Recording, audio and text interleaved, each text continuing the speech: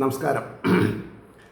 ശ്രീമദ് ഭാഗവതം മൂലം പ്രഭാഷണം ഭാഗം 365 365. ഓം ഗം ഗണപതയേ നമഃ. ഓം സം സരസ്വതേ സ്വാഹ. ഓം ശ്രീ ഗുരുഭ്യോ നമഃ.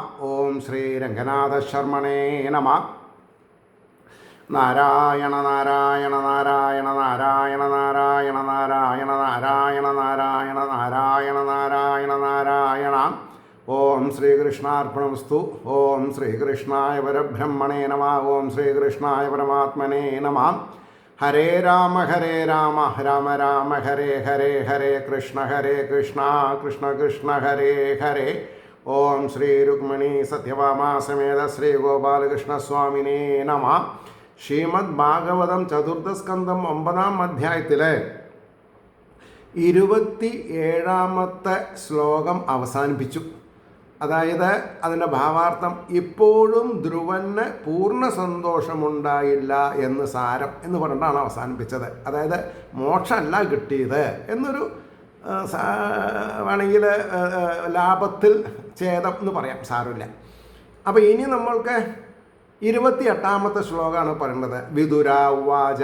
മൈത്രേയ മഹർഷിയോട് വിദുർ ചോദിക്കുകയാണ്, സുദുർലഭം യൽ പരമം പദം ഹരേർ മായാവിനസ്തശ്ചരണാർച്ചനാർജിതം ലബ്ധ്വാപി അസിദ്ധാർത്ഥമിവൈക ജന്മന കഥം സ്വമാത്മാനം അമന്യതാർത്ഥവിത്. എന്താ അതിൻ്റെ അർത്ഥം എന്ന് ചോദിക്കുകയാണെങ്കിൽ, മായാബാധയുള്ളവന് ഹരിയുടെ അതിദുർലഭമായ ഉത്കൃഷ്ടസ്ഥാനം യാതൊന്നോ അത് ഒരു ജന്മം കൊണ്ട് ആ ദേവൻ്റെ പാദസേവയാൽ സമ്പാദിക്കപ്പെട്ട കാര്യജ്ഞൻ ലഭിച്ചിട്ടും തൻ്റെ ആത്മാവിനെ സിദ്ധാർത്ഥമല്ലാത്തവനായിട്ട് എങ്ങനെ വിചാരിച്ചു? അതായത് കുറച്ചൊരു കോംപ്ലിക്കേറ്റഡ് ഡൈലമയാണത്. അതെങ്ങനെയാണ് അതിൻ്റെ അർത്ഥം ഭാവാർത്ഥം പറയുമ്പോഴേ മനസ്സിലാവുള്ളൂ. അതായത് ഒരു ജന്മം കൊണ്ടൊന്നും ഈശ്വര അനുഭൂതി ഉണ്ടാവില്ല, അനേക ജന്മ പരിശ്രമമായിട്ടുണ്ടാവണമെന്നാണ്. ഇന്ന് ഒരു സുഹൃത്ത് ഞാനിങ്ങനെ ഓരോ അനക്ഡോട്ട്സ് ഫേസ്ബുക്കിലിടും. അപ്പോൾ അദ്ദേഹം നല്ല കട്ട സപ്പോർട്ടറാണ്. അപ്പോൾ ഒരു സ്ഥലത്ത് അദ്ദേഹം പറഞ്ഞു, ഇതൊന്നും എന്നെപ്പോലുള്ളവർക്ക് മനസ്സിലാവാത്ത കാര്യമാണെന്ന് പറഞ്ഞു. അപ്പോൾ ഞാൻ വിത്ത് സിൻസിയറിറ്റി ഞാൻ അദ്ദേഹത്തിനോട് എന്താ പറഞ്ഞത്, ഇന്ന് നമ്മുടെ ഇടയിൽ ഉണ്ടായിക്കൊണ്ടിരിക്കുന്ന അസ്വസ്ഥതകൾക്കൊക്കെ കാരണം ആധ്യാത്മികത്തിൻ്റെ വെളിച്ചം നമ്മൾ സ്വയത്താക്കാത്തത് കൊണ്ടാണ്. എല്ലാവരും ഭൗതികമായ നേട്ടങ്ങൾക്ക് വേണ്ടി നട്ടം തിരിയാണ്. അപ്പോൾ കോമ്പറ്റീഷൻ കൂടി ഹൗ ടു മേക്ക് മണി, ഇതാണ് ഇപ്പോൾ എല്ലാവരുടെയും താല്പര്യം. അപ്പോൾ കട്ടിട്ടോ കവർന്നിട്ടോ അല്ലെങ്കിൽ മദ്യം വിറ്റിട്ടോ അല്ലെങ്കിൽ കഞ്ചാവ്, ചരസ്, അതേമാതിരി കെമിക്കൽ എന്താ പറയുക മയക്കുമരുന്നുകൾ ഒക്കെ വിറ്റിട്ട് ഈസി പണം ഉണ്ടാവണമെന്ന് വിചാരിച്ചിട്ടാണ് 8-ാം ക്ലാസ് 9-ാം ക്ലാസ് 10-ാം ക്ലാസ് 11-ാം ക്ലാസ് 12-ാം ക്ലാസ് ഡിഗ്രിയിലൊക്കെ പോണവർ എന്തിനു പറഞ്ഞു, സ്ത്രീകളടക്കം വഴിതെറ്റി പോണത് ഈ ഈസി മണിയുടെ പിന്നാലെയാണ്. കാരണം എന്താ, ഇതിഹാസങ്ങളെ പറ്റിയിട്ടോ പുരാണങ്ങളെ പറ്റിയിട്ടോ ചതുർവേദ സംഹിതകളെ പറ്റിയിട്ടോ ഉപനിഷത് കഥകളെ പറ്റിയിട്ടോ അവർ ബോധവാന്മാരല്ല. അപ്പോൾ നിർഭയത്വം എന്നുള്ള, ഇപ്പോൾ മക്കളെ പരിപാലിച്ചിട്ടുള്ള അച്ഛനമ്മമാർ തീ തിന്നാണ്. കാരണം എന്താ, കുട്ടികളെ അശാസ്ത്രീയമായ രീതിയിൽ ജീവിക്കണു, അച്ഛനമ്മമാരെ ശ്രദ്ധിക്കണില്ല, വൃദ്ധാശ്രമങ്ങൾ കൂടണു, പലതരത്തിലുള്ള അപാകതകൾ ഉണ്ടാവുന്നു എന്നാണ് പറഞ്ഞത്. അപ്പോൾ ഇപ്പോൾ ഇനി ഭാവാർത്ഥം പറയേണ്ടത് എന്തിൻ്റെ 28-ാമത്തെ ശ്ലോകത്തിൽ, ധ്രുവന് നല്ല സന്തോഷമില്ലെന്ന് കേട്ട വിദുരൻ അതിൻ്റെ കാരണം മൈത്രേയരോട് ചോദിക്കുകയാണ്. ഹേ ഭഗവൻ, ധ്രുവൻ്റെ ഭക്തി പരിശുദ്ധമായിരുന്നില്ലല്ലോ, ധ്രുവന്റെ ഭക്തി പരിശുദ്ധമായിരുന്നില്ലല്ലോ. മായാകാര്യമായ ദമ്ഭാതി നിവൃത്തി നിമിത്തമാണ് ഭക്തി ഉണ്ടായത്. അതായത് രജോ ഗുണം മുറ്റി നിൽക്കുമ്പോഴാണ് ഭക്തി ഉണ്ടായത്. ഉത്തമനേക്കാൾ ഉയർന്ന പദവി ലഭിക്കണം എന്നായിരുന്നുവല്ലോ ഭജനത്തിൻ്റെ ഉദ്ദേശം. ഈ വിധം ആഗ്രഹത്തോടുകൂടെ ഭജിക്കുന്നവർക്ക് ഒരു ജന്മം കൊണ്ട് സാധിപ്പാൻ കഴിയാത്തതായ ശ്രീഹരിയുടെ ധ്രുവപദം ഹരിപാദാർച്ചനയുടെ ഫലമായി സിദ്ധിച്ചിട്ടും കൃതജ്ഞനായ ധ്രുവൻ കാര്യം സിദ്ധിക്കാത്തവനെന്ന പോലെ അസന്തുഷ്ടനാവാൻ എന്താണ് കാരണം? നമ്മളെപ്പോലുള്ളവർക്ക് ഇങ്ങനെ ചോദ്യം ചോദിക്കാൻ പറ്റില്ല. കിട്ടിയല്ലോ, ധ്രുവസ്ഥാനം കിട്ടിയല്ലോ, 36,000 വർഷം ക്ഷീണമില്ലാതെ കണ്ട് രാജ്യം ഭരിക്കുകയും ചെയ്തൂടെ എന്നൊക്കെ നമ്മൾ സമാധാനിക്കുക. അങ്ങനെയല്ല. 36,000 വർഷത്തിന് പോയിട്ട് 63,000 വർഷം കിട്ടിയിട്ടും കാര്യമില്ല. സച്ചിദാനന്ദ സ്വരൂപനായിട്ട് അലിഞ്ഞു ചേരുക, മുക്തി സംഭവിക്കുക, അതാണ് ആനന്ദം, പരമാനന്ദം. അത് മൈത്രേയന് മറുപടി വന്നു. മൈത്രേയ ഉവാച 29ാമത്തെ ശ്ലോകം നോക്കുക. മാതുസപത്ന്യാ വാഗ്ബാണൈർഹൃദി വിധസ്തുതാൻ സ്മരൻ നയിച്ചൻ മുക്തിപതേർമുക്തിം തസ്മാൽ താപമുപേയുവാൻ. മോക്ഷം ചോദിച്ചില്ല എന്ന് പറഞ്ഞിട്ടാണ് വിഷമിച്ചത്. അപ്പം അതിൻ്റെ ആദ്യം നമുക്ക് അതിൻ്റെ വാക്കാർത്ഥം നോക്കുക. സപത്നിയായ അമ്മയുടെ വാക്കുകളാകുന്ന ബാണങ്ങളാൽ ഹൃദയത്തിൽ മുറിപ്പെട്ടവനായിട്ട് അവയെ ഓർക്കുന്നവനായിട്ട് മുക്തിയെ നൽകുന്ന നാഥനിൽ നിന്ന് മുക്തിയെ ഇച്ഛിച്ചില്ല. അതുകൊണ്ട് സന്താപത്തെ പ്രാപിച്ചു എന്നാ. എപ്പോഴും നമ്മൾ ഒരു കാര്യം കഴിഞ്ഞാലാണ് ദുഃഖിക്കുള്ളൂ. കാര്യം എന്താണ്, എങ്ങനെ കലാശിക്കുന്നുള്ളത് നമ്മൾക്കറിയില്ല. അവിടെയാണ് നമ്മുടെ വീക്ക്നെസ് കിടക്കുന്നത്. അപ്പം അതിൻ്റെ ഭാവാർത്ഥം നോക്കുക. സപത്നി മാതാവായ സുരുചിയുടെ വാക്കുകളാകുന്ന ബാണങ്ങളാൽ ഹൃദയം മുറിപ്പെട്ടതിനാൽ മനസ്സിൽ അവയെ തന്നെ ഓർത്തിട്ട് ഉന്നത സ്ഥാനത്തെ ഭഗവാനോട് യാചിച്ചു എന്നാ.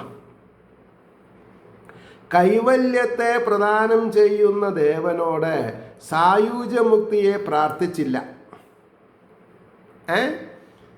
ഈ വിചാരം ഭഗവാൻ മറഞ്ഞപ്പോൾ ധ്രുവനുണ്ടായി, ഭഗവാൻ ഉള്ളപ്പോൾ ഉണ്ടായില്ല. അതുകൊണ്ട് സന്തപിച്ചു എന്നാ. നമ്മുടെയൊക്കെ കാര്യം അങ്ങനെ ഉണ്ടാവാൻ പോണത്. ധ്രുവ ഉവാച 30ാമത്തെ ശ്ലോകം.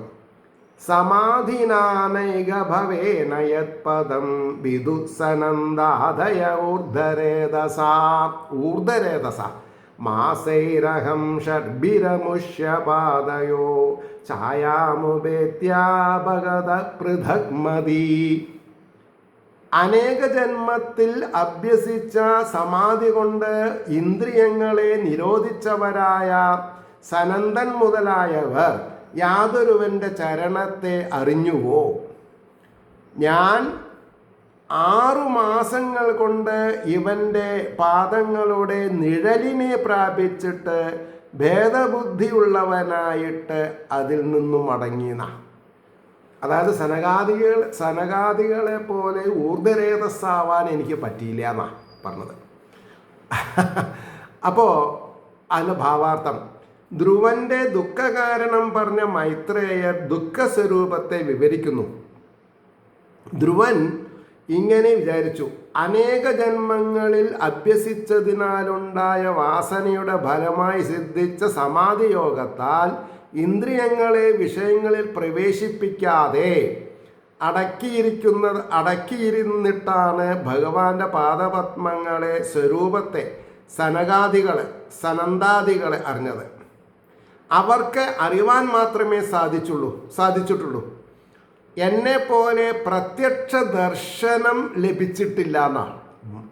അപ്പോൾ അതും 6 മാസം കൊണ്ട് അവരോ ജന്മങ്ങൾ ഭഗവാന്റെ പാദഛായ 6 മാസം കൊണ്ട് എനിക്ക് സിദ്ധിച്ചു.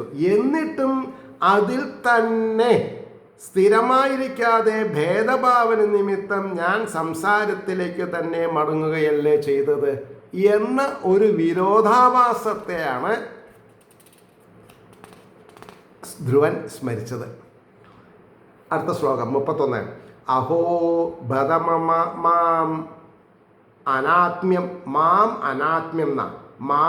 അനാത്മ്യം മന്ദഭാഗ്യസ്യ പശ്യത. ഭാഗ്യാണ് എൻ്റെ എന്നാ. ഭവച്ചിത പാദമൂലം ഗത്വായാചേദന്തവത്. ഭാഗ്യം കുറഞ്ഞിരിക്കുന്ന മമ അനാത്മ്യം എന്നാ. മാം അനാത്മ്യം എന്നല്ല, എൻ്റെ അനാത്മ്യം എന്ന് പറഞ്ഞാലും ശരി, മമ അനാത്മ്യം എന്ന് പറഞ്ഞാലും ശരി. മമ അനാത്മ്യം മന്ദഭാഗസ്യ പശ്യത ഭവച്ചിത പാദമൂലം ഗത്വായാചേയദന്തവത്. അപ്പോൾ എൻ്റെ അവിവേകത്തെ കാണൂ, കഷ്ടം. സംസാരത്തെ നശിപ്പിക്കുന്നവൻ്റെ പാദമൂലത്തെ പ്രാപിച്ചിട്ട് നാശമുള്ളതിനെ യാചിച്ചു എന്നത് യാതൊന്നോ. അതാണ് എനിക്ക് ദുഃഖത്തിന് കാരണം എന്നാ. ഇനി അതിൻ്റെ ഭാവാർത്ഥം പറയണം. കഷ്ടം.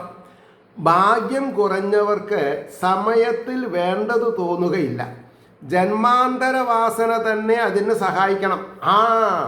ജന്മാന്തര വാസന പെട്ടെന്ന് ഉണ്ടായ ഒരു മാനഹാനി കൊണ്ട് എന്തുണ്ടാവില്ല, ടോട്ടാലിറ്റിയിൽ സക്സസ് ഉണ്ടാവില്ല എന്നാണ് നമ്മൾ മനസ്സിലാക്കേണ്ടത്. ഈ ലോട്ടറി കിട്ടുന്ന കൂട്ടത്തിലാണ്. ലോട്ടറി കിട്ടാൻ ബുദ്ധിമുട്ടാണ്, കിട്ടിയാൽ അതുകൊണ്ട് നന്നാവില്ല. കാരണം എത്രയോ ആൾക്കാരുടെ ശാപമാണ് ഈ ലോട്ടറിയിൽ, മനസ്സിലായില്ലേ?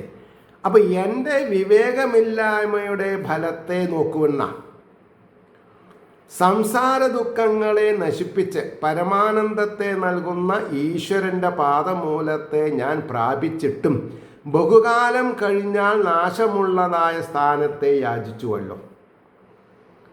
അവിടെയാണ്. അപ്പോൾ 7 ദിവസം സപ്താഹ വേദിയിൽ പരീക്ഷത്തിന് കിട്ടിയ മോക്ഷം തിരസ്കരിച്ചുകൊണ്ടാണ് നമ്മൾ ഉണ്ണിയൂട്ടും രുക്മിണി സ്വയംവരും അവതാരവും സന്താനഗോപാലം കഥയിൽ ഭ്രമിച്ച് പറവയ്ക്കണത്. അതന്നെ അതിവിടെ എഴുതി വയ്ക്കാം ഞാൻ. ഇതിപ്പോൾ ഏതുപോലെ എന്ന് വിചാരിച്ചാൽ,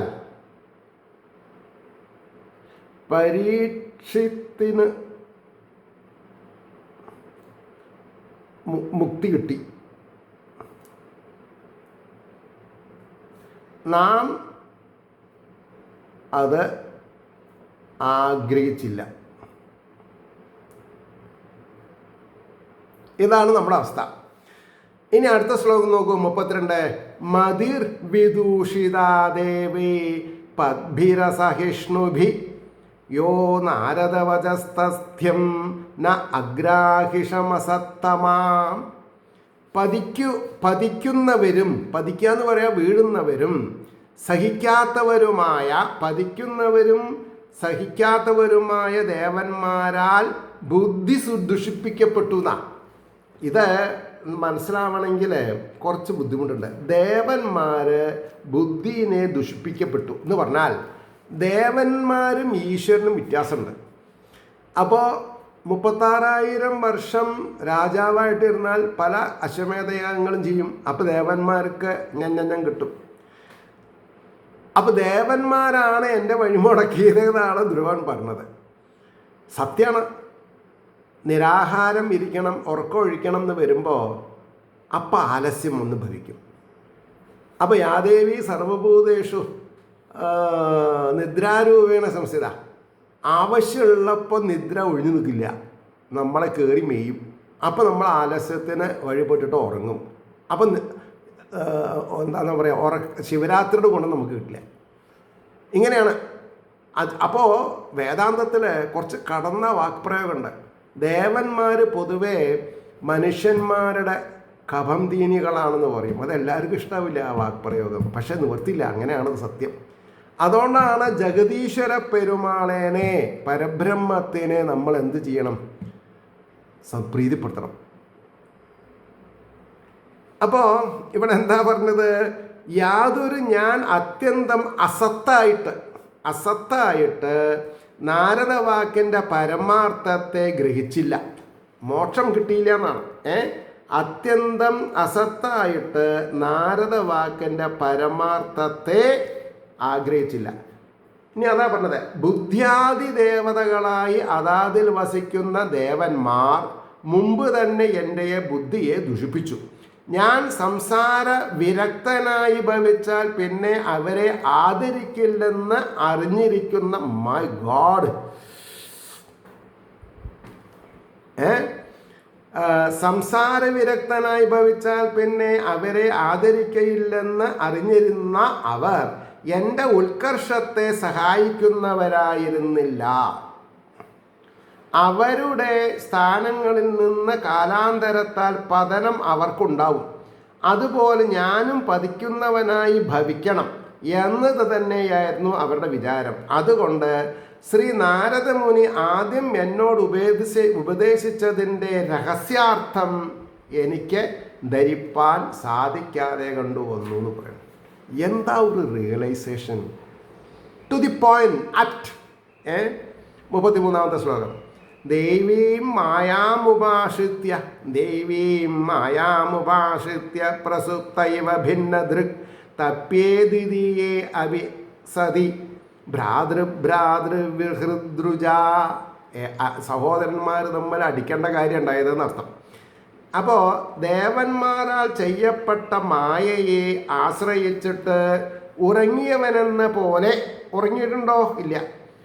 ദേവദർശനത്തോടു കൂടിയവനായി രണ്ടാമത്തേത് ഇല്ലാത്തതാണെങ്കിലും ഭ്രാതാവാകുന്ന ശത്രുനിമിത്തമുണ്ടായ ഹൃദ്രോഗത്താൽ, എല്ലാ കുടുംബത്തിലുണ്ട്, ഭ്രാതാവാകുന്ന ശത്രുനിമിത്തമുണ്ടായ ഹൃദ്രോഗത്താൽ ഞാൻ തപിക്കുന്നേ. കള്ളൻ കപ്പലിൽ തന്നെ എന്ന് പറയും ഇല്ലേ? കള്ളൻ കപ്പലിൽ തന്നെ. ഈ പുസ്തകം ഇപ്പോൾ ആർക്കാ കിട്ടുകയെന്ന് എനിക്കറിയാൻ വയ്യ. അപ്പം ഇനി അതിൻ്റെ ഭാവാർത്ഥം പറയാം. എന്താ? ദേവന്മാരുടെ ശക്തിരൂപമായ മായ എന്നെ ബാധിച്ചു. ദേവന്മാരുടെ ശക്തിരൂപമായ മായ എന്നെ ബാധിച്ചു. അപ്പോൾ വിചാരശക്തി നശിച്ചു. അതാണല്ലോ ഈ മധുപാനം ചെയ്യുക. ആർഭാടം കൂടുമ്പോൾ അച്ഛൻ മരിച്ചാലും മധുപാനം, അമ്മ മരിച്ചാലും, അച്ഛനെ വൃദ്ധാശ്രമത്തിൽ കൊണ്ടാക്കിയാലും മധുപാനം, ചൂതുകളി.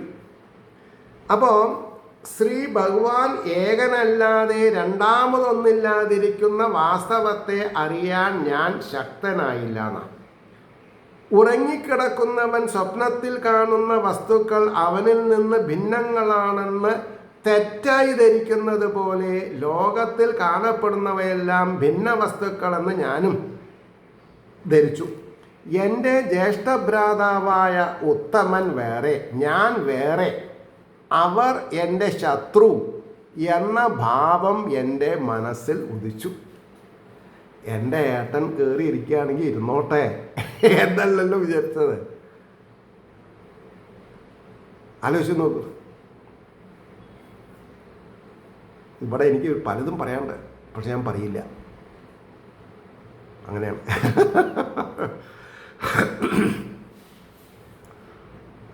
സങ്കീർണമാണ് ജീവിതം, സങ്കീർണമാണ്. അപ്പോൾ പറഞ്ഞു, ഈ വ്യസനത്തിന് കാരണം ദേവന്മാരുടെ ശക്തിയായ മായ എന്നെ ബാധിച്ചത് തന്നെ. അതായത് കാശ് ഉള്ളവനും കാശില്ലാത്തവനും അല്ലേ? തന്ത്രിമാരും ചീഫ് പ്രീസ്റ്റുമാരൊക്കെ ആരുടെ ഭാഗത്താണ് ഉണ്ടാവുക? കാശുള്ളവൻ്റെ. കാശില്ലാത്തവൻ്റെ അടുത്തുണ്ടാവില്ല. പക്ഷേ കാശില്ലാത്തവനുള്ള മനസമാധാനം കാശിലുള്ളവനുണ്ടാവില്ല. അവിടെയാണ് വ്യത്യാസം. 34-ാമത്തെ ശ്ലോകം. മയൈതൽ പ്രാർത്ഥിതം വ്യർത്ഥം ചികിത്സേവഗതായുഷി പ്രസാദ്യ ജഗദാത്മാനം തപസാ ദുഷ്പ്രസാദനം ഭവശ്ചിതം മയാചേ അഹം ഭവം ഭാഗ്യം വിവർജിത. പ്രസാദിപ്പിക്കുവാൻ പ്രയാസമുള്ള ജഗദീശ്വരനെ തപസ്സുകൊണ്ട് പ്രസാദിപ്പിച്ചിട്ട് ആയുസ്സില്ലാത്തവനിൽ ചികിത്സ എന്ന പോലെ ആയുസ് ഉള്ളവനിലല്ലേ ചികിത്സിച്ചിട്ട് കാര്യമുള്ളൂ. എന്നാൽ പ്രാർത്ഥിക്കപ്പെട്ടതായ ഇത് നിഷ്പ്രയോജനം. ഭാഗ്യഹീനനായ ഞാൻ സംസാരത്തെ നശിപ്പിക്കുന്നവനോട് സംസാരത്തെ പ്രാർത്ഥിച്ചു എന്നാണ്. എനിക്ക് മോക്ഷം വേണമെന്ന് പറഞ്ഞ് ഉണ്ടായിരുന്നാൽ മതിയായിരുന്നു. എനിക്കെന്തിനീ 36,000 വർഷം രാജഭോഗം എന്നിട്ടൊരു ഉയർന്ന സ്ഥാനം കിട്ടിയിട്ട് എന്താ കാര്യം?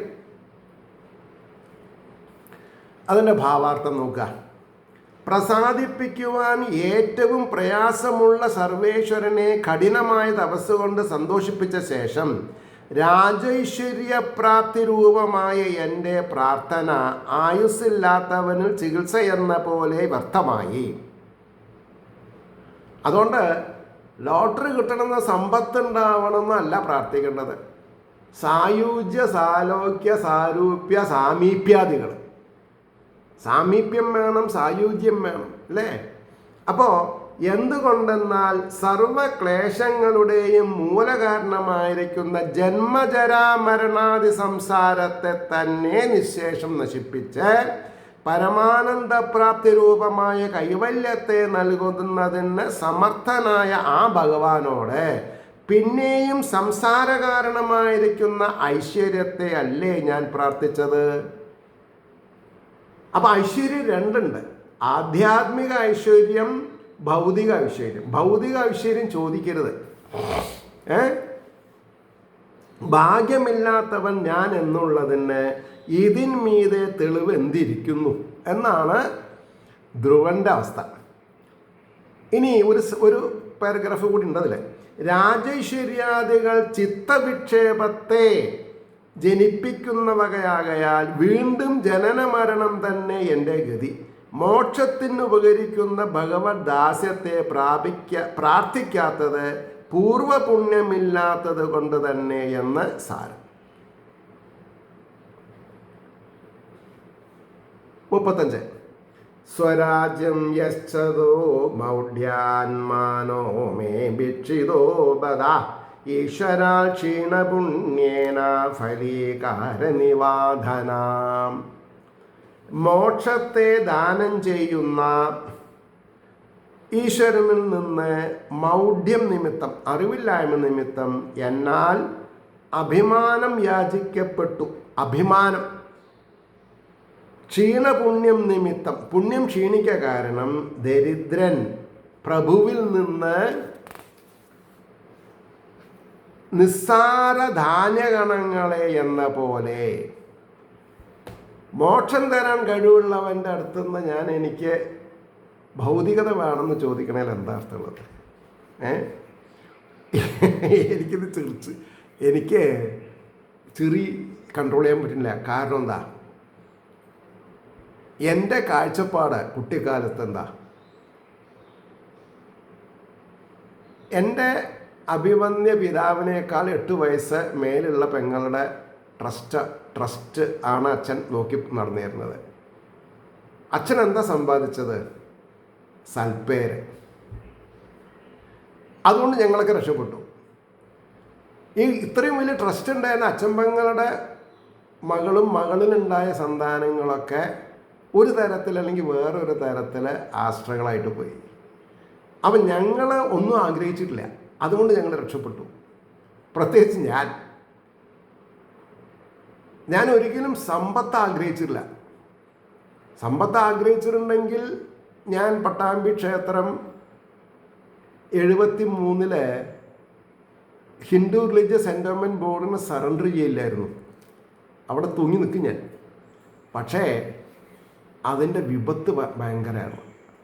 ഇപ്പം ഞാനതങ്ങനെ ത്രോയവേ ചെയ്ത് രക്ഷപ്പെടുക. കാരണം എൻ്റെ കുട്ടികൾ 2 പഠിച്ച് നന്നായി, ഞാനും കൃഷ്ണ രാമ ഗോവിന്ദ എന്ന് പറഞ്ഞിട്ട് ഭേദപ്പെട്ട ഒരു മാനസിക ഉല്ലാസത്തിൽ ജീവിക്കുന്നുണ്ട്. ഭേദപ്പെട്ട തന്നെയാണ്.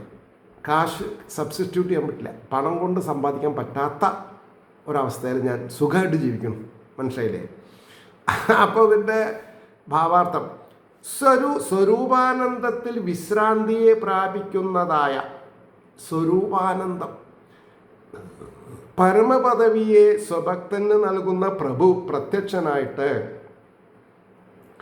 ആഗ്രഹമുള്ളതിനെ വരിച്ചുകൊള്ളുക എന്ന് സകരുണം അരുളി ചെയ്തപ്പോൾ പുണ്യഹീനനായ ഞാൻ ദേഹാഭിമാനത്തെ അധികരിപ്പിക്കുന്ന രാജൈശ്വര്യത്തെ യാചിച്ചു.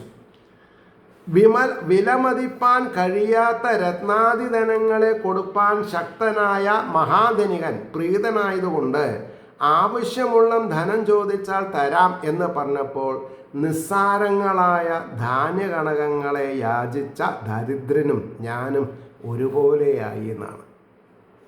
അതാണ് എനിക്ക് ചിരി വന്നത്.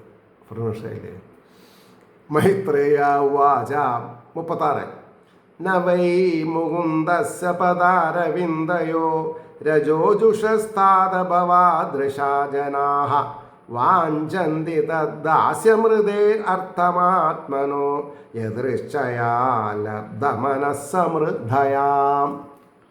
എന്താ പറഞ്ഞത്? വത്സ, അതായത് മൈത്രേയർ പറഞ്ഞു, വത്സ, മുക്തിയെ ദാനം ചെയ്യുന്ന ഭഗവാന്റെ, മൈത്രേയർ ആരേനെ വത്സ എന്ന് പറഞ്ഞത്? വിദുരരെ.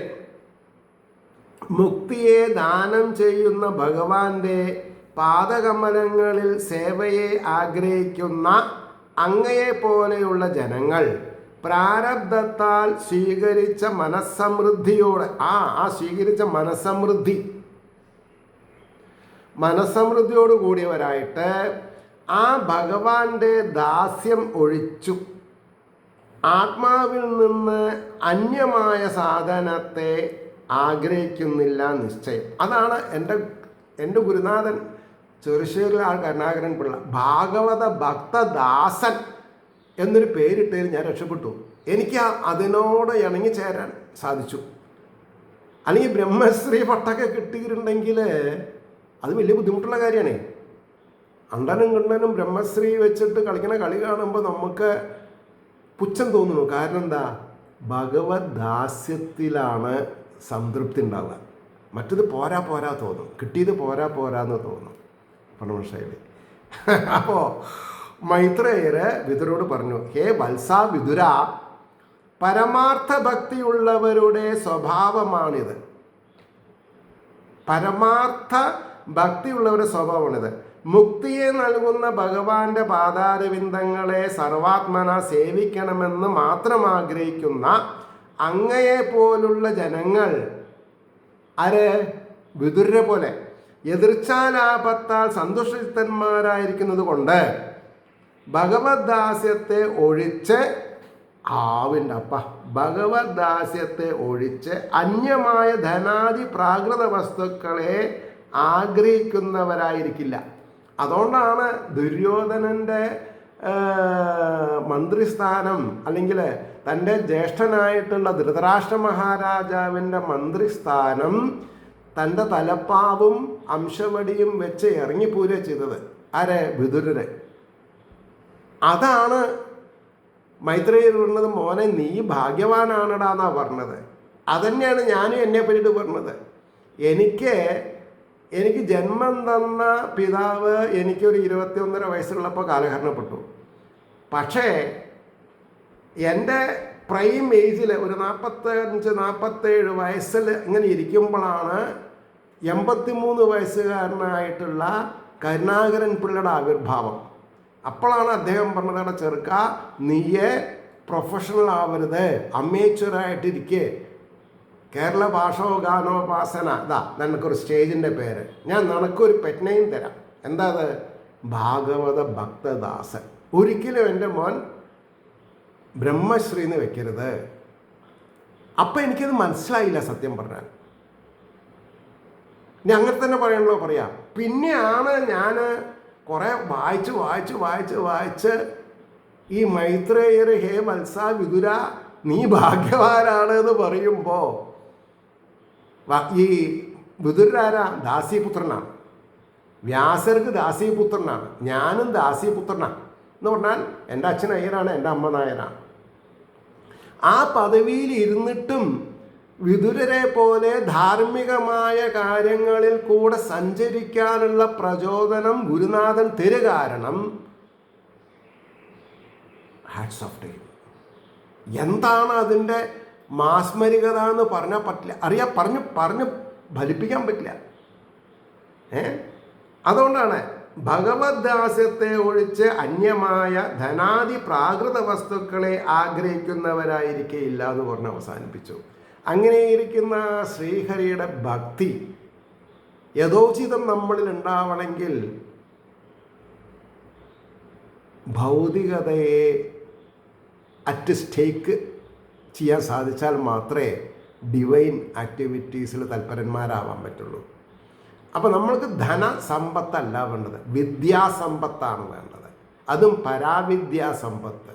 അങ്ങനെയാണെങ്കിൽ നമ്മുടെ ഓരോരുത്തരുടെയും സമയാനുസൃതമായിട്ടുള്ള ഭഗവത് ആരാധനയിലുള്ള പ്രാർത്ഥന ലോകാസമസ്ത സുഖിനോ ഭവന്തു ആയിരിക്കട്ടെ എന്ന് സ്മരിച്ചുകൊണ്ട് വാക്കുകൾ ഉപസംഹരിക്കുന്നു. നമസ്കാരം. നാളെ കാണാം.